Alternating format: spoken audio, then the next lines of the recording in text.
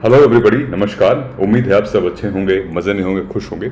मैं सिद्धार्थ, आपका mentor, friend, philosopher, guide, educator, स्वागत करता हूं आप सभी का सिविल्स दिल्ली के यूट्यूब चैनल पर, जहां आज हम बात करेंगे यूपीएससी से रिलेटेड अपने ओपिड एनालिसिस के बारे में, यानी कि एडिटोरियल एनालिसिस के बारे में। आज के दो इम्पॉर्टेंट एडिटोरियल हैं, वो मैं डिस्कस करता हूं आपसे। एक तो ये द हिंदू का ही है, dealing with the Indo Pacific is not easy. ठीक है, इसमें दो तीन ऐसे फैक्टर्स हैं which we are going to discuss. Alright, एक यूएस के पर्सपेक्टिव में, एक चाइना के पर्सपेक्टिव में और एक इंडिया के पर्सपेक्टिव में। ठीक है, ये तीन हो गया साइमल्टेनियसली। ये देखो, ये मेरा फेवरेट टॉपिक है, ऑल टाइम फेवरेट टॉपिक, समान नागरिक संहिता मतलब यूनिफॉर्म सिविल कोड। ठीक है, आप वीडियो पॉज करके मुझे बता देना यूनिफॉर्म सिविल कोड कौन से आर्टिकल में मेंशन्ड है हमारे भारत के संविधान में, यानी कि इंडियन कॉन्स्टिट्यूशन में। तब तक हम आगे चलते हैं वीडियो में। ठीक है, ये दोनों आर्टिकल है, मजेदार आर्टिकल है और कोशिश करते हैं इसको जल्दी से खत्म करने की, जल्दी से समझाने की आपको। Okay, so moving on here. जैसा कि मैं आपको बताता रहता हूं दोस्तों, सिविल्स दिल्ली की ऑफलाइन क्लासेस शुरू हो चुकी हैं। If you are thinking to coming here in Delhi NCR, और if you are here in Delhi NCR, so you are requested to kindly visit our centre, जो कि करोल बाग में। वो तो आप गूगल से पता कर लोगे कि सिविल्स दिल्ली का सेंटर कहाँ है। आप जाओ वहां पे, आपको हमारे सीनियर मेंटर मिलेंगे and then you can discuss. ठीक है, जो भी आपकी क्वेरी होगी। ऑलराइट, नीचे डिस्क्रिप्शन में लिंक दिया है, उसमें आप भर सकते हो अपनी detail and then you can go analyse, discuss, examine. उसके बाद सब कुछ रेडी करके, यकीन करके जर्नी स्टार्ट करते हैं सीडी के साथ। ठीक है, अच्छा, यूपीएससी प्रीलिम्स एनालिसिस वाली वीडियो आप जरूर देखिएगा, बिकॉज ऑफ कोर्स जैसा कि टॉपर्स भी बताते हैं, रैंकर्स बताते हैं, मेंटर्स बताते हैं, मैं भी आपको बहुत बताता हूं कि एनालिसिस करना बहुत जरूरी है। इस पूरे के पूरे परीक्षा में एनालिसिस वाला पार्ट बहुत जरूरी है। ठीक है, प्रशिक्षण ये वगैरह ये सब करना बहुत जरूरी है। ओके, सो मेरी वीडियो है, आप देख लीजिएगा, मैं भी अभी बता देता हूं आपको। अच्छा, सेव 15%। 15% क्या है वो हम डिस्कस करते हैं यहाँ पे। 15% ये है सिड यूएपी 15, ये एक 15% डिस्काउंट कोड है जो कि सिर्फ और सिर्फ 15 जून तक वैलिड है दोस्तों। आई वुड सिंसियरली रिक्वेस्ट कि आप यूएपी प्रोग्राम के लिए मेरा कोड यूज करिए, सिड यूएपी 15, और आप पार्थ सर को ईमेल कर सकते हैं डायरेक्टली, parth@civilsdaily.com। ये उनका व्हाट्सएप नंबर है। ठीक है, प्लीज कॉल मत करिएगा उनको, तुरंत नंबर सेव कर लीजिए, हाय हेलो कर लीजिएगा, मेरा कोड अपने सब्जेक्ट में या फिर मेंशन कर दीजिएगा कि इस कोड के संदर्भ में, इस कोड के related we wanted to talk to you with reference to ultimate assessment programme, we wanted to enrol. ठीक है, सो ये ऑफर 15 जून तक है and you are requested to kindly link किया तो लिंक डिस्क्रिप्शन बॉक्स में भी दिया है, उसमें भी आप कर सकते हो, बट आई वुड से कि आप डायरेक्टली इनको ईमेल कर दीजिए, क्विक रिस्पॉन्स आएगा। ओके, मेंस के लिए जो बच्चे कहते हैं कि भाई अब प्रीलिम्स के बाद क्या करें, अपनी आंसर राइटिंग सुधारिए, बहुत ज़रूरी है। जो भी आपने प्रीलिम्स के लिए पढ़ा है अब उसको लिखना शुरू करिए। MCQs it's like just a phase, लेकिन मेंस तो मेन है, या मेन तो मेंस है right. So use my code which is sid mains 10, get extra percent, takes 10% extra discount, और सिर्फ ये मेरे कोड से रिलेटेड है। ये एक्सटेंड कर दिया गया है, वैसे ये 4 जून तक था, इसको भी हम 15 जून तक एक्सटेंड कर दिए हैं। ठीक है, सो आप प्लीज इस कोड को भी यूज कर सकते हैं, और सुकन्या मैम को आप ईमेल कर सकते हैं, sukanya@civilsdaily.com, इनको भी आप व्हाट्सएप कर सकते हैं। ठीक है, इन केस अगर आपको डाउट लगता है तो ये जो वीडियो है मैम की, आप वीडियो देख सकते हैं, हमारे यूट्यूब चैनल पे अवेलेबल है। ठीक है, चलिए, हमसे जुड़ने के लिए सिविल्स दिल्ली आईएएस का कम्युनिटी स्पेस है हैबिटेट पे, आप वहाँ आइए और वहाँ पे ढेर सारे डिस्कशंस होती रहती हैं, और आपकी क्वेरीज की सॉल्यूशंस, नया इनिशिएटिव्स, डेली क्लासेस चलती हैं वहाँ पे। Alright, last but not the least दोस्तों, please like, share and subscribe, और बेल आइकन को हिट करना मत भूलिए। Once you click the bell icon, ऐसा कुछ आपको दिखेगा जब भी हमारी नई वीडियोस आएंगी। जो मैंने आपको बता रहा था, मैंने ये प्रीलिम्स एनालिसिस है, do watch it, analyse, understand and then आगे समझिएगा। ऑलराइट, चलिए आगे बढ़ते हैं दोस्तों। आज का ये जो टॉपिक है हमारा, challenges in dealing with Indo Pacific. ठीक है, सो इंडो पैसिफिक की बात आती है तो ऑफ कोर्स आईआर का टॉपिक है, इंटरनेशनल रिलेशंस मेंस पेपर 2 का है, जहां पे हम बायलैटरल, रीजनल, ग्लोबल ये अग्रीमेंट्स समझेंगे from the perspective of India. India के पर्सपेक्टिव में हम समझेंगे। ओके, सो कंटेक्स्ट आज का ये है कि Indo Pacific region has been under pressure, right. जो भाई इंडो पैसिफिक रीजन इतना बड़ा सा रीजन है, वो प्रेशर में रहा है किसके?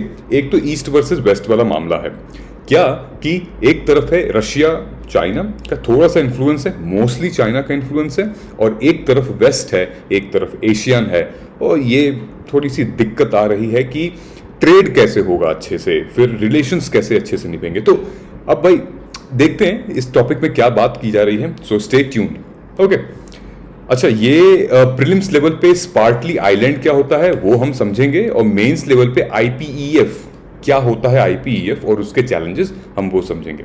ठीक है, देखिए मुस्कुरा के, मीटिंग अच्छी हुई है लग रहा है, इन लोगों की बात बन गई है लग रहा है, तो खुश हैं, खुश रहना चाहिए। ठीक है चलिए, ये है आज का कंटेंट और आगे चलते हैं। सो बाइडेन साहब हैं और जी जिनपिंग साहब हैं, बीच में है इनके ताइवान। जैसे रशिया और यूएस के बीच में यूक्रेन आया था, या यूं कहें कि रशिया और यूरोप के बीच में यूक्रेन आया था, यूएस तो खैर इनकॉग्निटो मोड में चल रहा था। सो ये वही सेम सिचुएशन है कि अब चाइना और ताइवान के बीच में है यूएस। जो सिचुएशन यूक्रेन के साथ हुई, जैसा रशिया ने किया है यूक्रेन के साथ, भाई ओवर पावर कर लिया है उसको, भाई साबोटाज करने की कोशिश की है उसको, मतलब कैप्चर करने की कोशिश की गई है। जो भी उनकी रिलीजियस आइडेंटिटी थी, जो एथनिसिटी थी, जो एथनिक आइडेंटिटी थी यूक्रेन में रशिया वालों की, एटलीस्ट उनको अपना पार्ट बनाना चाहती है रशिया, राइट। सो यहीं पे ताइवान में भी चाइना ये क्लेम करता है कि हमारी कुछ संस्कृति, हमारे कुछ कल्चर्स, हमारे आइडेंटिटी, हमारे रिलीजियस और हमारी कम्युनिज्म की जो विचारधारा है, जो आइडियोलॉजी है, जो एग्जिस्टेंस है, वो ताइवान से भी होके गुजरता है, और ताइवान भी हमारा पार्ट है। ठीक है, और है कहीं ओवर पावर ना कर दे। लेकिन यूएस का क्या मानना है? यूएस ने ये कहा है कि ऐसा बिल्कुल नहीं होगा, हरगिज नहीं करने देंगे, हम रोकेंगे, थी, है और रहेगी। चलिए, तो बाइडेन साहब लगभग पूरे एशिया में भ्रमण कर रहे थे, अभी रिसेंट की बात है, पूरे एशिया में भ्रमण कर रहे थे, घूम रहे थे, और उनके घूमने का जो नतीजा है, किस किस कंट्रीज में वो घूमे, साउथ कोरिया से लेके जापान, उसके बाद फिर मीटिंग्स हुई टोक्यो में, अभी आपने देखा जो मीटिंग्स हुई उससे क्या आउटकम्स थे, ये जो आउटकम है उसी मीटिंग का है। सो अब बाइडेन साहब जब विजिट किए तो जो साउथ कोरिया थी, साउथ कोरिया पहले हेजिटेंट थी यूएस के साथ मिलिट्री डिफेंस सिस्टम एस्टैब्लिश करने में, लेकिन इस मीटिंग के बाद साउथ कोरिया अब बिल्कुल ही कॉन्फिडेंस में आ गई है कि I wanted to do US missile defence system. इसकी जो मीटिंग है वो सेट की जाएगी, साउथ कोरिया में US missile defence system set होगा, जो कि चाइना को पसंद नहीं है। China is against US setting up missile defense system in South Korea, but South Korea as an independent country, they have assured the rest of the world that they are with United States. ये एक positive step आया, Biden साहब घूमने गए थे और एक positive step यहां पे आ गया। ठीक है, दूसरी चीज, जापान ने कहा है कि भाई हम आपके साथ खड़े हैं, और हमारा जो बजट है, ठीक है, हम अपने जीडीपी का 1% अपना जो बजट है वो हम डिफेंस पे लगाएंगे। ठीक है, सो जापान ने भी ये कहा है कि भाई हम प्रॉमिस करते हैं दैट हम अपना लॉन्ग स्टैंडिंग जो वादा है, जो रिलेशन है वो करेंगे, और अपना जो डिफेंस सिस्टम है, डिफेंस मैकेनिज्म है वो करेंगे। दूसरा, भाई बाइडेन साहब क्या कह रहे हैं कि उन्होंने प्रेस कॉन्फ्रेंस की that the US would intervene military to defend Taiwan if it comes under attack from China. मतलब यूएस आएगा बीच में, ठीक है, यूएस बीच में आएगा जब चाइना अगर ताइवान पे अटैक करेगा या ओवर पावर करेगा या उसको नेक्स्ट करने की कोशिश करेगा। पांचवा पॉइंट में यह है कि president and the member of his delegation letter clarified that there is no change in the substance of American foreign policy which is still govern by Taiwan relation act. ठीक है, तो ताइवान जो US के पास जो documents है Taiwan relation act से related, उसमें कोई चेंजेस नहीं किए गए हैं, and American foreign policy is as it is, उसमें कोई चेंजेस नहीं है। They still consider Taiwan as an independent country and they still consider it is not a part of China, and they still wants to help Taiwan to get rid of China's power. ठीक है, दूसरी बात यहाँ पे 6 point में देखिए ये की गई है कि भाई 1979 कांग्रेसियल लॉ के तहत यूएस जो है वो ताइवान को आर्म्स डिफेंस की सपोर्ट करेगा। जैसे यूके ने यूक्रेन को सपोर्ट किया था, ठीक है, यूके ने यूक्रेन को भाई फंडिंग की थी, यूके ने यूक्रेन को मिसाइल्स वगैरह दी थी। इनफैक्ट इनकॉग्निटो मोड में, मतलब छुप छुपा के यूएस ने भी यूक्रेन की काफी मदद की थी, लेकिन खुल के सामने नहीं आ पाए। इस मामले में बाइडेन साहब कह रहे हैं कि मैं खुल के सामने आऊंगा, पूरा फुल सपोर्ट रहेगा मेरा ताइवान के साथ, और वो भी कौन से 1979 में जो कांग्रेसियल लॉ था, ठीक है, उसके तहत। So this law says nothing about the US being required to step in military to defend China in the event of an invasion by China, ठीक है। So this law says nothing about the US being required, ठीक है, ऐसा कुछ ये law कहा नहीं था, लेकिन फिर भी यूएस क्या कह रहा है कि I am going to support with I will intervene with military and I will use my defense system to help Taiwan in this matter, अगर चाइना इन्वेड करता है ताइवान को तो।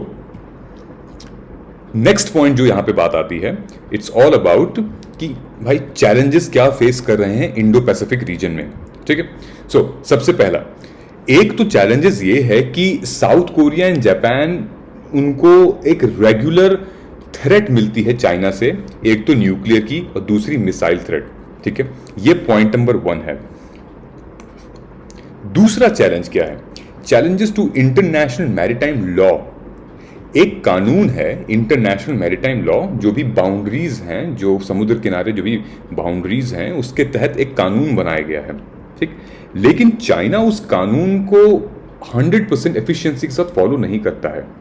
China not only challenges international maritime law in the South China but also confronts Japan over Senkaku Island. Okay? So in fact Senkaku Island जो है Japan का, उस पे भी कन्फ्रंट करता है। और एक बात और है, जापान सिर्फ और सिर्फ चाइना से रिलेटेड उसके कॉन्फ्लिक्ट्स नहीं है, रशिया से भी रिलेटेड कॉन्फ्लिक्ट्स हैं। याद है आपको, मैंने आपको पढ़ाया था जापान का कुरिल आइलैंड्स आता है, right? So that is going to be very very important with reference to Kuril Islands. Okay, so दूसरी चीज ये है Spratly island dispute. 6 nations including China, Taiwan are involved in dispute over Spratly Island, which are supposedly sitting on one island। एक archipelago है, कई सारे यहाँ पे आइलैंड्स हैं और काफी ज्यादा यहाँ पे जो नेचुरल गैसेस हैं, रिजर्व्स ऑफ ऑयल हैं, ठीक है। जैसे मैं कुरिल आइलैंड के बहुत ज़्यादा ऐसे सिस्टम्स हैं जिसकी वजह से आप यूज़ कर सकते हैं उनको, आप ओवर पावर कर सकते हैं, आप अपने कंट्री की इकोनॉमी जो इंपोर्ट एक्सपोर्ट है उसमें आप अच्छा परफॉर्म कर सकते हैं। सो यहाँ पे चाइना अपना not to be left behind, ठीक है। सो ये कुछ मामले हैं जहाँ पे चाइना ओवर पावर कर रहा है, और वियतनाम और फिलीपींस ऐसी कंट्रीज हैं जहाँ पे उनको ऐसा थ्रेट है चाइना से कि कहीं इस आइलैंड के चक्कर में कहीं वियतनाम और ये जो देख रहे हो आप, वियतनाम और फिलीपींस भी कंट्रोल में ना आ जाएं अपने इस डिस्प्यूटेड आइल्स के चक्कर में, ठीक।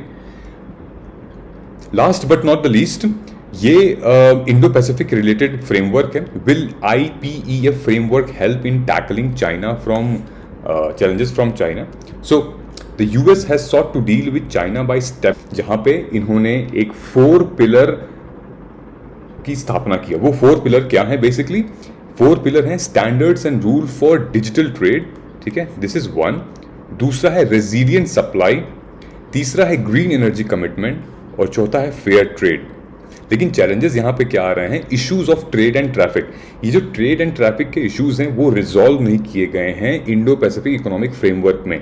एवरीबडी इज कमिंग ऑन की lack of trade and components. Asian partners really want is trade. उनको क्या चाहिए? ट्रेड चाहिए। दे वांट मार्केट एक्सेस, ठीक है। एशिया कंट्रीज में बहुत बहुत बहुत पैसा है और बहुत एक्सेस है एक दूसरे को हम सपोर्ट करने का, आयरन ओर में, ऑयल्स में, मिनरल्स में, रिजर्व्स में, राइट। लेकिन इस इशू को हमें सॉर्ट करना पड़ेगा विथ रेफरेंस टू इस इकोनॉमिक फ्रेमवर्क के तहत, ठीक है। सो अभी ये जो मामला है वो स्टिल लैकिंग है, is like lack of trade component अभी से, इसलिए इस वजह से ये थोड़ा सा एक वीक पॉइंट बन जाता है इंडो पैसिफिक इकोनॉमिक फ्रेमवर्क को, कि 100% एफिशिएंसी नहीं है जहां पे ये सारी कंट्रीज एक मिल के मतलब हैसल फ्री ट्रेड कर सकते हैं, हैसल फ्री टैरिफ बना सकते हैं। Okay, and last but not the least, 2 facts of Indo Pacific. पहला, जो भी कंट्रीज यूएस और चाइना के साथ बॉर्डरिंग कर रही है, ठीक है, जो भी कंट्रीज इनके साथ रिलेशन बना रही है, उनके साथ एक बैलेंस रिलेशन बनानी चाहिए। जैसे इंडिया हो गया, इंडिया चाइना और यूएस के साथ, दोनों के साथ एक बैलेंस रिलेशन बनाना चाहिए, ठीक है। दूसरा, ऑस्ट्रेलिया हो गया, जापान हो गया, ये कुछ ऐसी कंट्रीज हैं जो कि बहुत ही सेंसिटिव हैं और रिलेशन दोनों के साथ अच्छे होने चाहिए, right. Extents of resistance. Second is the extent to which countries in the region will want to get the anti-China bandwagon, economic or strategic. ठीक, सेकंड क्या बात कर रहा है कि second is extent to which countries in the region will want to get the anti China bandwagon. अब anti China bandwagon भाई, economic और स्ट्रेटेजिक मतलब यही हो गया कि सेल्फ रिलायंट हो, चाइना के भरोसे ना हो, ठीक है। और जैसे यूएस हो गया, यूरोप हो गया, जापान हो गया, ठीक है। Whether it is in east, south east और Asia, every country has its unique relationship with Beijing, of course, ठीक है। इंडिया में be a part of Quad, but India एकमात्र ऐसी कंट्री है क्वाड में जो कि लैंड बॉर्डर शेयर करती है चाइना के साथ। साइमल्टेनियसली साउथ कोरिया और Japan is a part of American security strategic partnership, but will be taken keen on maintaining their economic status with China, ठीक है। So there is also true that South Asian nations भी security मिल सकती है America से, because they are also have been involve in the Indo Pacific region and its similar conflicts. आप ये पूरा देख सकते हो, ये एशियन का part of strong American security, therefore जितने भी एशियन कंट्रीज हैं वो लोग भी इससे एसोसिएटेड हैं। सो कंक्लूजन इसका यही बनता है, given the complex nature of the threats and to be an uphill task, तो ये ईजी नहीं रहेगा ट्रेड करना, टैरिफ डिस्ट्रीब्यूट करना और एक अच्छे रिलेशन के साथ इंडो पैसिफिक को हम आगे बढ़ाएंगे। So this is all about I think for today, and should you have any question, any doubt, please feel free to comment in the description box, या फिर डिस्क्रिप्शन बॉक्स में जो लिंक है उसमें आप फिल करके हमें बता सकते हैं। And moving forward, should you have any doubt, please comment करके बताइए, we will reach out to you. तब तक आप अपना ख्याल रखिए दोस्तों, जय हिंद।